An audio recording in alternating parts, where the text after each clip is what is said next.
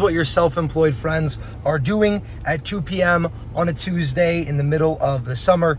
I just spent the last 4.5 hours playing 18 holes of golf.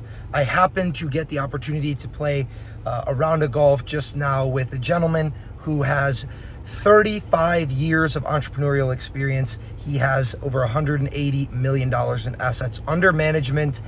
He owns a large financial firm, has a bunch of financial planners and people like that work underneath him. I asked him for a lot of advice as he was my scramble partner. First of all, he needed help me a lot with my golf swing, but beyond the golf swing, I asked him for 3 pieces of advice from 3 different kind of sectors, 3 places in business that I've struggled with, and he gave me some great insight on all of them, and I want to share them with you. So the first piece of advice that I asked him for was getting started, right? He is 57 years old. He was 22 when he started his first business, similar age to me now, being 23 years old.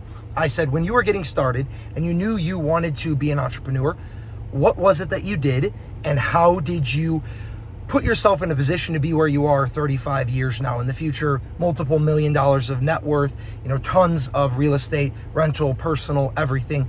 And the piece of advice that he gave me was very simple, but I think it's very applicable for most people. And this was, seek out people that are smarter than you. Seek out people that have done what you want to do, whether that be as a friend or as a mentor or as a partner or whatever that is. Seek out the people that have already accomplished what you want to accomplish, and then ask them for their expertise and provide them value to give it to you. Okay. Now, this was not him saying be a leech and, slide in everyone's DMs like, hey, could you do me a favor? Hey, can you please mentor me for nothing? Hey, no, it was him saying provide value to them and put yourself on a pedestal in their mind. Make them feel that you are someone that they want to reciprocate value for. And then inevitably, when they have the opportunity, they're going to do so. But obviously, that only comes when you have put yourself in a position that people respect the value that you provide. Okay? Now, the next thing that he said, when I asked, how would you get started? What did you do differently that allowed you to be successful? Was he said, I went and I learned from people that were smarter than me, and I didn't fear failing. I understood that being 22 years old, even up to 25, 30, 35 years old, I understood that there was still so much time in front of me that me risking and failing, I would still end up, if I was willing to try again, I would still end up further along than if I played the safe route for 10 years, 20 years, 25 years, right? And this gave me some great perspective because he said, you can screw up and fail for the next 15 years, Parker. 15 more years you can screw up and fail. And if you make a couple good decisions at 38 years old, 40 years old, you will still end up further along by 60 than if you would have just played the traditional safe route. And I thought this was a very interesting perspective, one that I haven't really heard before. And it was this idea that chasing that golden egg, chasing that something greater will almost always end up being more rewarding than whatever your traditional classic option is, as long as you are willing to fight hard and not quit. Okay. Now, the next area that I wanted some expertise in was money. Obviously, this is someone who has a lot of money, who's made a lot of money, and someone who has a lot of other people that give their money to him because they trust what he does with it. And I said, as someone at my age, what should I be doing to compound my wealth? And he said something that I have not heard many times before, but I really appreciated his insight on, which was focus on increasing your earning potential. Don't even worry about investing or trading or things like that unless you want trading to be your skill. Whatever your skill is, whatever monetizable skill set that you have, focus on increasing your earning potential. Make as much money as possible because at your age, you have more time, more energy, and more willingness to go out and work at something than you are going to have at any other point in your life. It is much more advantageous for you to spend your hours, days, weeks, months learning how to make more money and creating more income streams than it is for you to worry about what stocks to be buying, how you can get into your first rental, things of that nature. If your income potential goes way up, the investing side of it will follow, and you'll have more money and more options to pick from when you get to that point. Okay? Now, the last thing that I asked him was balance, work-life balance, family. He has children that are almost my age, actually, and he has a wife, he has a family.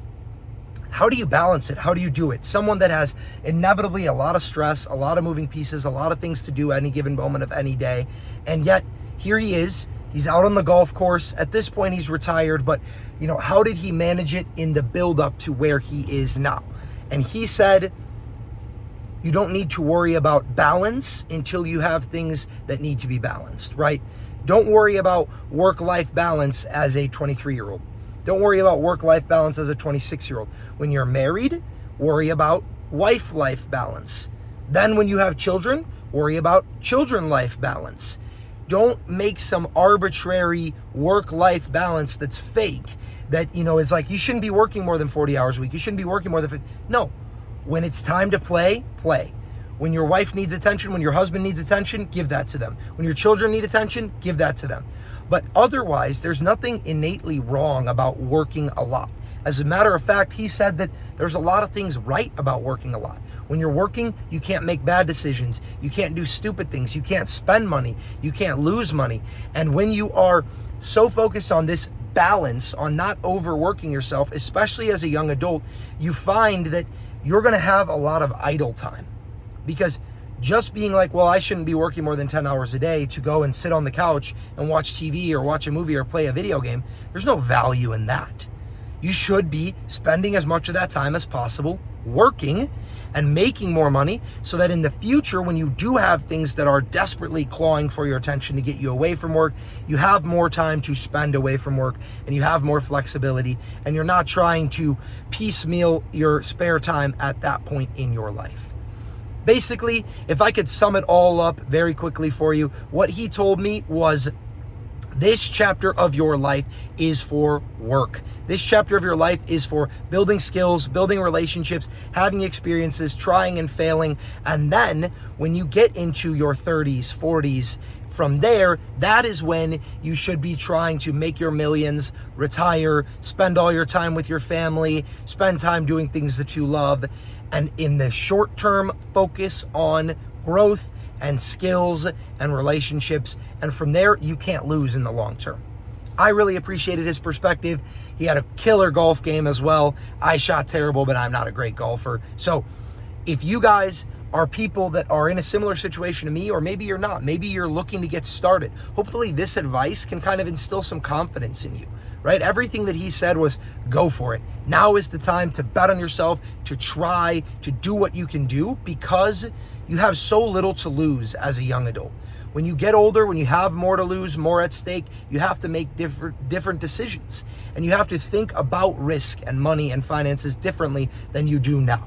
So if you are listening to this video and you're young, you're someone with not a whole lot of risk, not a whole lot of things to lose, maybe it's time to expose yourself to a little more risk, take a chance, bet on yourself, and try to go after an opportunity. Go after something that you love, whether it's starting a business, whether it's making a career change, whether it is a side hustle or a hobby that you love and you want to try to turn into something more.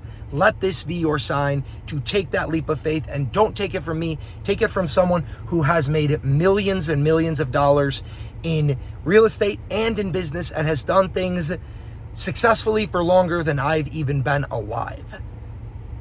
If you guys want my 2 cents, I think this guy knows what he's doing. I think this guy knows what he's talking about. And I'm definitely going to be taking a lot of his advice to heart. I think you should do the same. If you guys enjoyed this video, smash the subscribe button, smash the like button, leave a comment if you think that his advice was sound, if you think there's caveats to it, if you think that what I just told you is completely made up anyway. Either way, I want to know what you think. Drop a comment. Hit the like button, hit the subscribe button. I will see you guys in the next video. I'm going to run home, take a shower, and get on with the rest of my day.